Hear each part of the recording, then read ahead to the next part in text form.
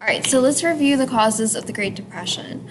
Number one, the stock market crash of 1929 and the collapse of stock prices. So investments in the market were made with mostly borrowed money.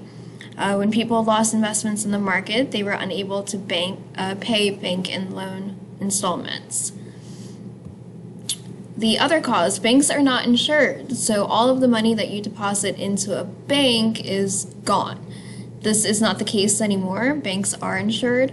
If you put money into a checking or savings account with a bank, you are insured up to a certain limit. So even if the bank collapses, you are guaranteed to get that money back. Okay, so there's also high protective tariffs. And if you think back to a couple of units ago, we should know what tariffs are, right? They are taxes on imported goods.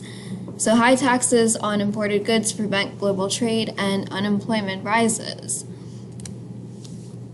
Okay, so what is life like in a Great Depression?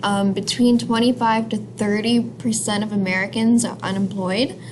Homelessness is on the rise, and towns develop, basically slums develop, that are filled with homeless Americans, which are referred to as Hoovervilles, kind of named after the president to make a little jab at him.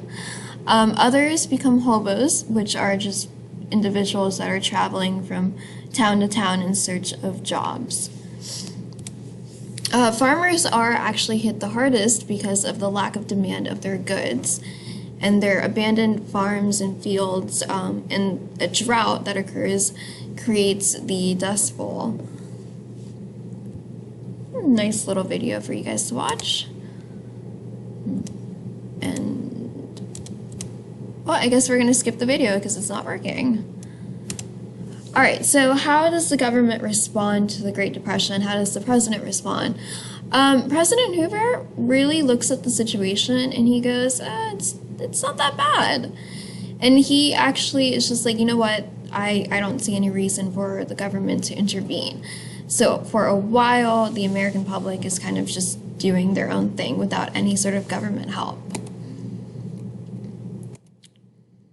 Okay, so when FDR is elected in 1932, he runs on a campaign that promises of rescuing America from the Great Depression.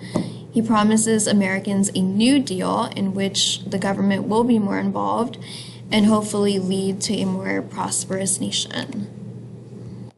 Let's see if this works.